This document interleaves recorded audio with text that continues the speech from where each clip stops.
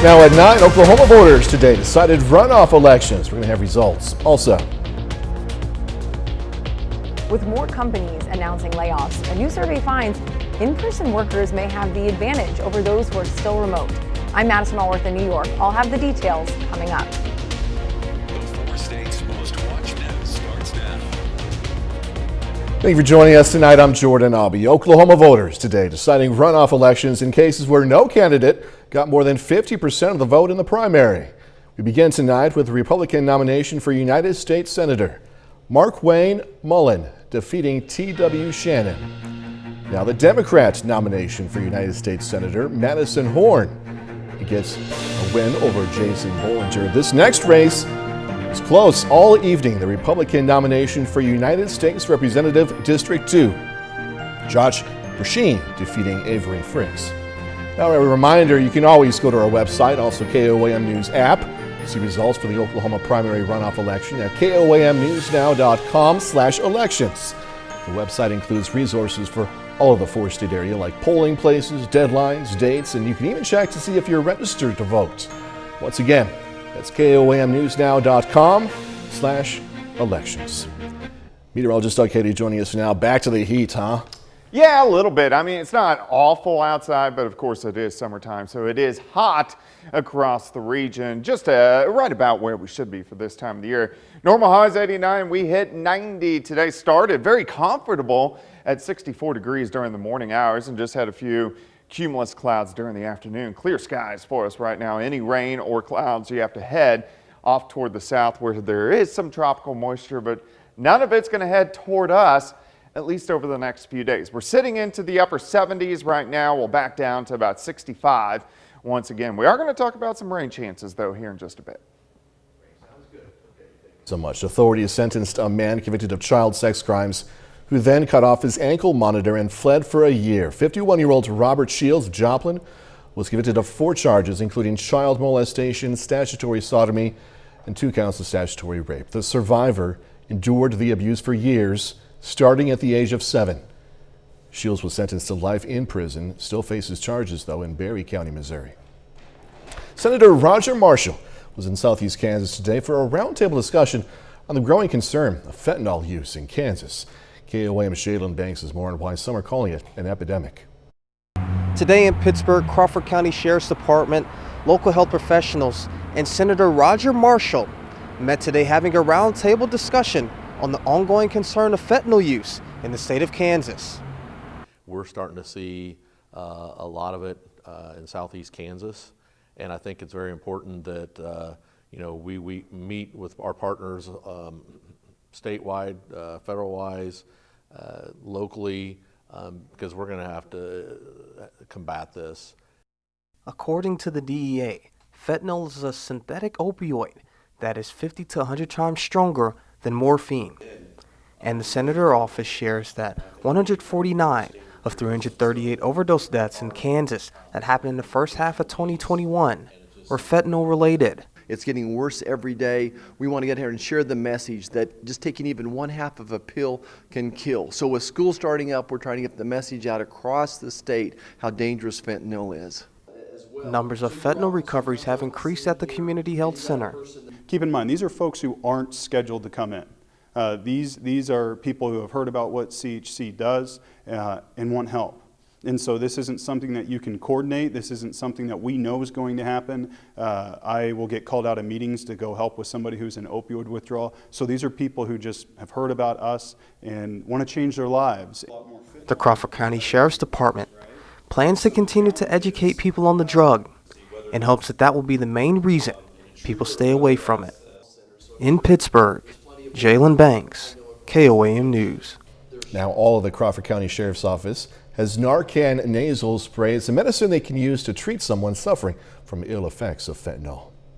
Arvis Bank today announced a new credit card design for blind and low vision customers.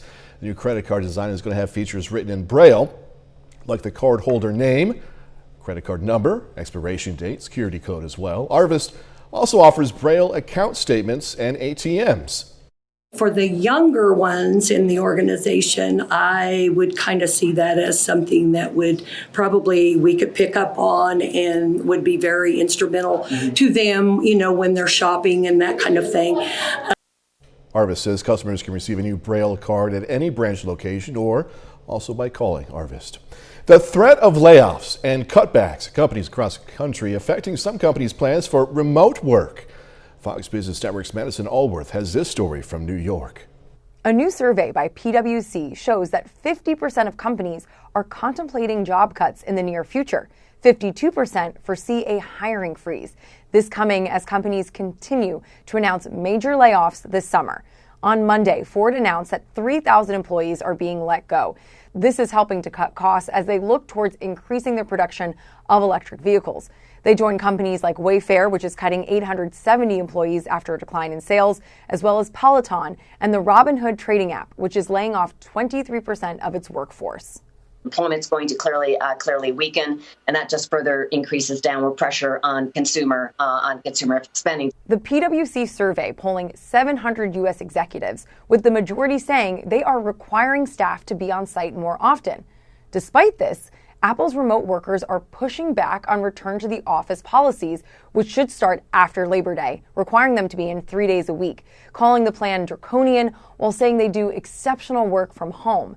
But workers at home could face more trouble overall. 70% of companies saying when it comes to layoffs, remote workers are more easily replaceable than their in-office counterparts. Clearly, it's a new era, but at the same time, workers, 80% of them are saying, hey, I'm being more productive or equally productive when I'm working at home. All of this as the Great Resignation seems to be slowing, with the number of Americans quitting their jobs falling to just over 4% in July, compared to nearly 6% a year ago. In New York, I'm Madison Allworth, Fox Business. A letter from the National Archives revealing what it had retrieved from former President Trump's Mar-a-Lago home in January. The discovery of a trove of secret government documents triggered alarm, we're being told, within the Justice Department well before that FBI search of the property earlier this month. Fox's Madeline Rivera has these details from D.C. In a May letter, the National Archives says former President Trump had more than 100 classified documents, totaling some 700 pages, when it recovered 15 boxes from Mar-a-Lago in January. Some of the items had the highest levels of classification, including those marked Special Access Program, prompting the agency to alert the Justice Department. The SAP materials is stuff that you're supposed to sign in for, sign out for, go to a special place to read. It would be very, very difficult to accidentally walk off with those documents. The letter also reveals the National Archives and the White House counsel's office had ongoing discussions over Mr. Trump's arguments that some materials may be protected by executive privilege. But the government says the documents are their property and need to be assessed. In some ways, it's inconceivable that any former president would do that until you stop to think, here's a man who just did not care for the law. On Monday, Mr. Trump's team filed a motion seeking an independent review of the documents that were seized in Mar-a-Lago this month. I think ultimately the judge is not going to appoint a special master, but there's a messaging component to these pleadings, and the fact that you and I are talking about it this morning means that they are doing okay in the messaging part of that pleading. The Trump team's demands to have a neutral party inspect the documents could get complicated, since many of the materials have already been reviewed by the Justice Department. In Washington, Madeline Rivera, Fox News. KOAM News at 9 on Fox 14 takes this time to honor another four-state hero. Herbert Orton served in the U.S. Army from 1943 to 1962. Native of Joplin, Orton received several awards. We are proud to thank Anthony Sergeant Herbert Orton. He's tonight's four-state hero. Doug Hady's next with a complete look at the forecast. And later, the Oswego Indians aiming to bounce back from their first losing season since 2017. Gonna hear from this team in sports. Well, of course, it turned out to be another nice day for us today. We've had a little string of pretty good days after showers and thunderstorms on Saturday across the area. But since then, we've had nice temperatures, and we haven't had much in the way of humidity, which is always nice. Nice shot, Indigo Sky Casino and Resort, which, of course, just outside of Seneca, Missouri. All right, let's check out some stats on the summer so far. We've hit 100 22 times. We average doing this 1, maybe 2 times. Prior to this summer, we haven't hit 100 since 2018. So this puts us in the top 6 hottest summers of all time. If you want to know the most, 1954, we did it 39 times. We've only had a little over 5 inches of rain since the beginning of June. So that's why we've had the drought issues across the region. But that has been slowly shifting over the past couple weeks. Last week, we had several days below average, and then Sunday and Monday today, right about where we should be for this time of the year. Looks pretty good. Most of us are sitting mid-70s right now. We'll drop back mid-60s again later on tonight. Currently outside, 77 easterly winds are light. Humidity is at 60%. We have clear skies across the region. We were watching some showers down to our south across Oklahoma, parts of Arkansas, and this is left over from that tropical system that dropped all the rain across central Texas over the past, 36, 72 hours. Up to the north, we do have a weak jet stream, and until that thing strengthens up, we're not going to see any big storm systems in here. So very steady weather over the next few days. 65 to start, 86 by noon, about 90 by 5. I think our high temp, maybe about a degree hotter, right around 91 for us tomorrow. Let's go hour by hour through time, through the overnight hours tonight. Pretty much clear skies. Quick warm up, 60s, 70s, mid 80s by noon. Then most of us will top out right around 90 or 91 degrees. Tomorrow night also looks good. Mostly clear skies, upper 60s, 4 lows. Thursday, much of the same, maybe a degree or 2 hotter as we get into lower 90s across the region. We will hit mid 90s once you get out across our western counties, but pretty quiet next couple days.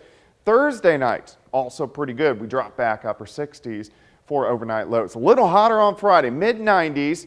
Finally, some rain chances sneak in here by Saturday afternoon. We'll have scattered thunderstorms Saturday and Sunday, but our better chance is going to be late Monday night into Tuesday as we finally get another front into the region, and that should give us some more widespread rain. 91 tomorrow, 93 Thursday, 94 on Friday. Pair of 93s over the weekend, 92 Monday, 90 on Tuesday. Dry for the next few days, but rain chances by the weekend. Again, no 100 degrees. No, So we're pushing it, Yeah. but we're not hitting it, so that's fine. Hey, so you know how journalists are supposed to be unbiased, right? Yeah. Part of why I'm saying that is my news director is behind that camera. The other part of that is this next story. I'm not going to be bashful in saying I'm all for this next story, man. All right, let's hear it. An agenda released today for Joplin's Planning and Zoning Commission hints at a possible Whataburger in the city. According to the agenda, a site plan review is being considered for 2 locations, actually.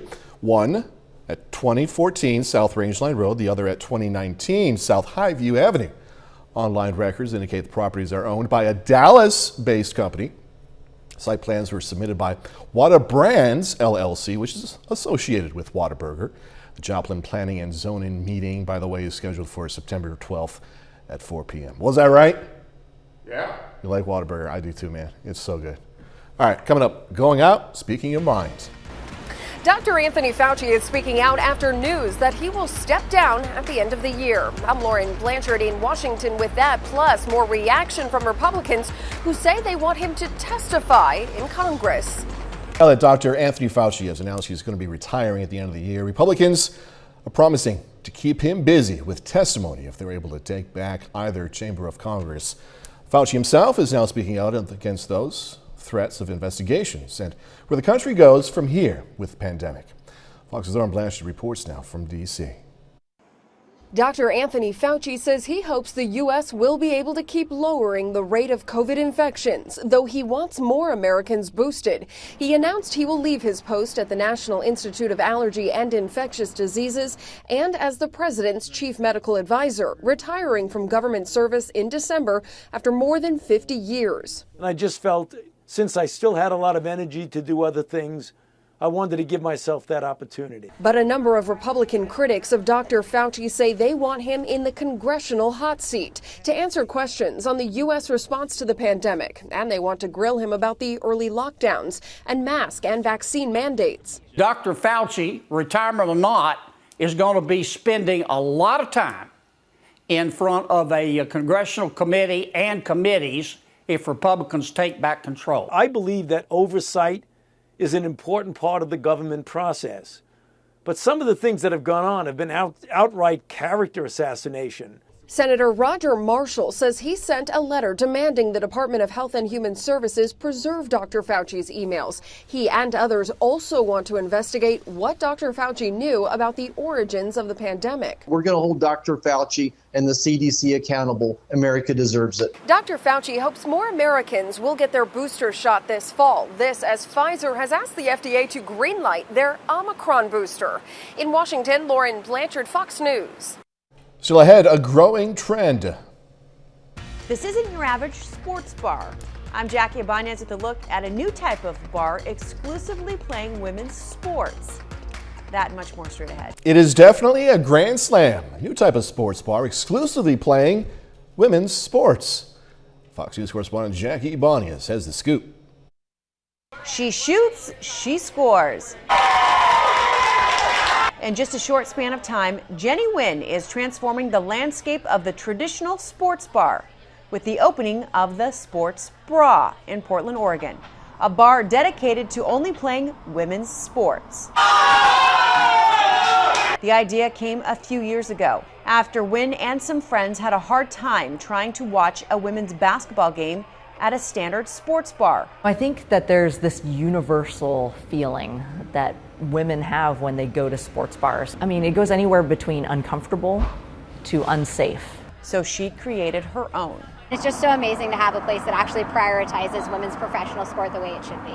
And now her bar is shining a spotlight on so many underrepresented teams. According to the University of Minnesota's Tucker Center for Research on Girls and Women in Sport, women only receive about 4% of all sports media coverage. I think that having a space like the Sports Bra show that it can be successful is inspiring to other businesses to be like, okay, there is a market for this, because it is scary. But as the Sports Bra helps lay the groundwork for similar bars like Rough and Tumble, expected to open in Seattle in the near future, Nguyen says the main challenge facing this industry is finding enough televised women's games to show. But that could be changing as some women's games are seeing a bump in viewership. According to ESPN, this year's women's NCAA title game was the most watched women's championship event in almost 20 years. Jackie Ibanez, Fox News.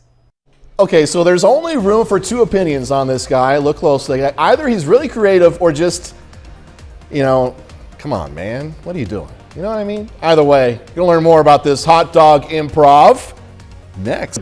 Okay, baseball fans and much of the internet divided over a new viral video. It shows a man using a hot dog as a beer straw. Yeah. Happened at last night's game between the New York Yanks and the Mets at Yankee Stadium. Look at that. Yankees fan is caught enjoying his hot dog and his beer all at the same time. Now, video of the moment has gone viral. Some folks rooting for the new trend, others calling foul. In a separate video, I've seen this one. I don't know about you guys. Yeah, he's just going to dunk that bad boy. A different man is caught dipping his hot dog, the whole thing in the beer. Regardless of how they enjoyed it, Yankees fans went home happy. The team beat the Mets 4-2. All right, now, I got to correct something here about the Whataburger. Don't worry, okay? Fingers crossed we're still going to get one. But let's go back to the addresses I mentioned. 2014 South Rangeline Road. That's the main address. And the other address I said, 2019 South Highview Avenue, is right next to that address. So it's two addresses, one location that's being considered for Whataburger. Fingers crossed. All right, fingers crossed. 30 more minutes, news, weather, and sports coming away. Going to hear about a police program in Southeast Kansas helping people with cognitive disorders. Plus, going to meet a group of teachers who formed their own rock band.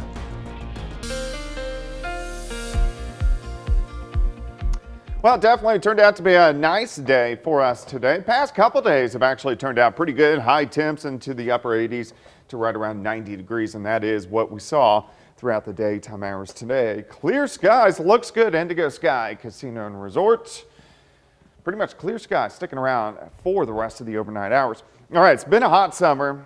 If we look at our 100-degree stretches, and thankfully we haven't done this in 8 days, we've done it 22 times, which is kind of crazy.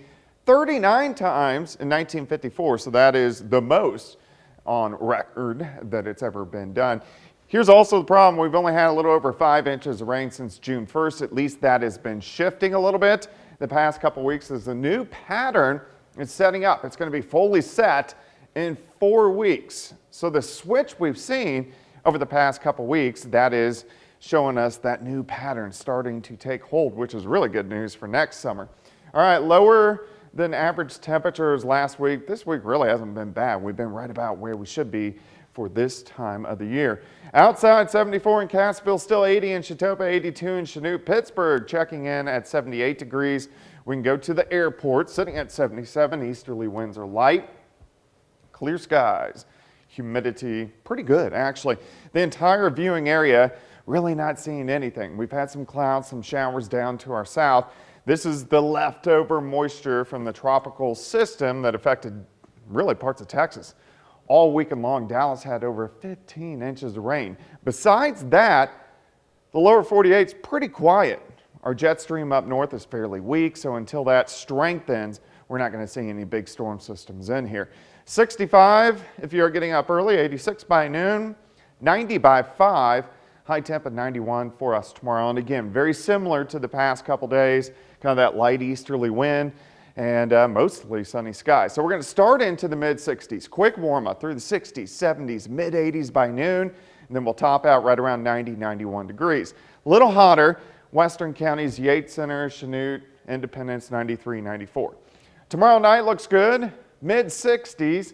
Then we do it again on Thursday, maybe a notch or two hotter.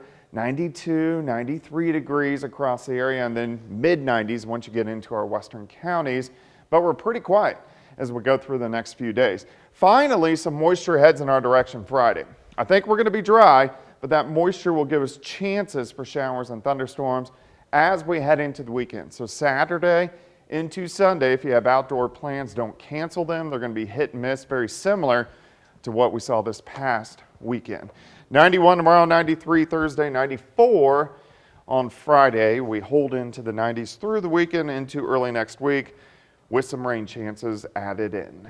Still important to drink plenty of that water, right? Yeah, it's hot, summertime. It is hot. Yeah. Doug Heddy, thank you, as always. All right, coming up in sports, Kansas City Chiefs preparing for their final preseason game of the year. Plus, a strong summer in the weight room propels the Oswego Indians into the 2022 season.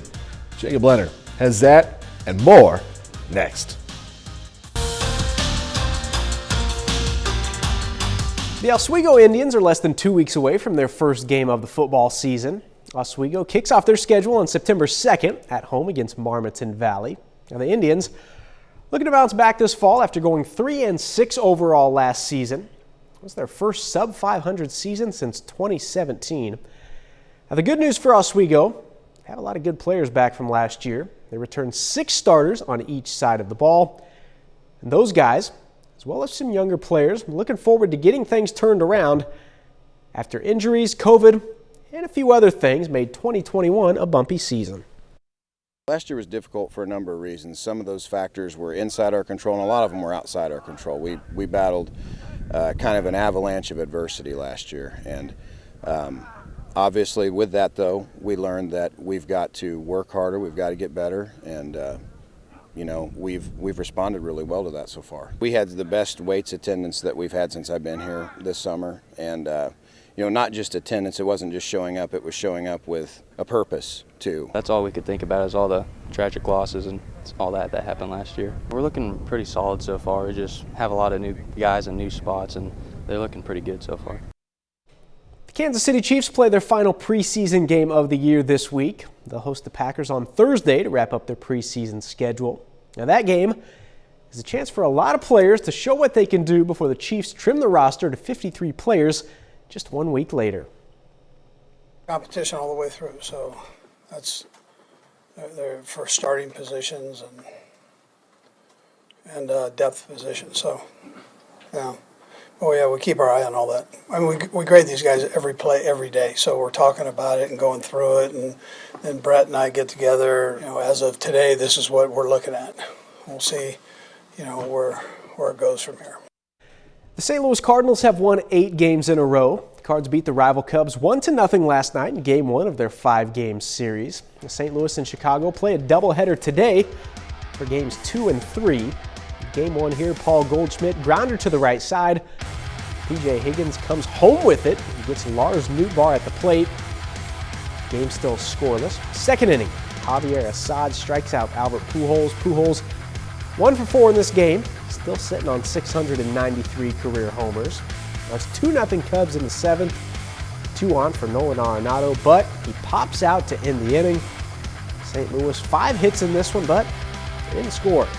Cubs take Game 1 2-0.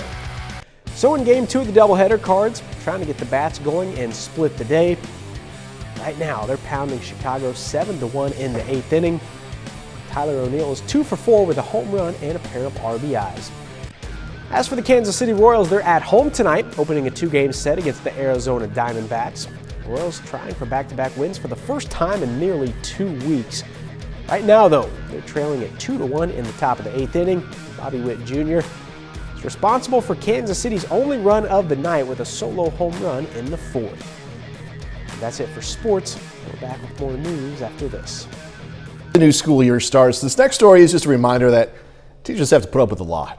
A group of stressed out school superintendents in Utah decided to join forces and blow off some steam. And no, they didn't go on vacation or hold a party. Instead, they decided to form a rock band, jam out. Fox's Ben Winslow has this story. Meet the superintendents of Rock Plus. With the theme, sticking it to the man. The only problem is we kind of are the man. The band is made up of school district superintendents, principals, and teachers who get together to jam. To just have fun and to kind of let loose. The band formed in 2015 when a group of superintendents were a little stressed out. I think it was during the legislative session where we were just fed up with life a little bit, the job, and then we just said, let's play some music.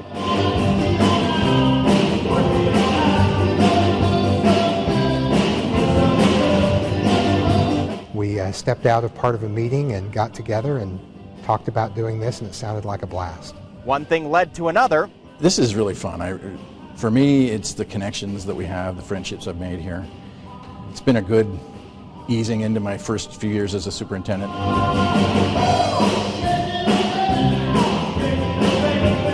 The superintendents say it's a great bonding experience. You've got one of the smallest school districts represented here with one of the largest, and we have very different challenges, but in some ways they're very similar, and there's a lot of solace in that. They play the classics. Well, we play mostly rock, old rock, usually 70s mostly. We throw in a little country just for fun.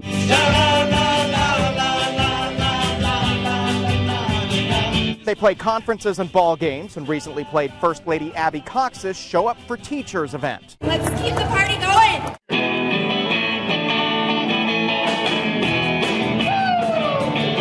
There's always this questioning look like, geez, what are those old stuffed shirts going to be like? And I think when we start cranking on a few things, they get a smile on their face and people start bobbing their heads. From the stage, they see the reactions people have. Kind of like when a kid sees their teacher in the grocery store and they can't believe they exist outside of the school. Seeing us in something other than a suit and playing rock and roll throws people off guard. If we play Twist and Shout, the room changes. Over the years, the band has changed. As superintendents retire, they've added principals, teachers, and even members of their families. Hence the name, Superintendents of Rock Plus. You get to see that side where there's so much administrative stuff and a lot of political stuff you have to deal with, and so we get to kind of come together and I don't know if vent's the right word, but just kind of release and have fun. And this is a great opportunity to show everybody, like, hey, we're just like everybody else, and we know how to have a good time as well. And members of the band like to emphasize the importance of music and the arts in education. Ben Winslow, Fox 13 News, Utah.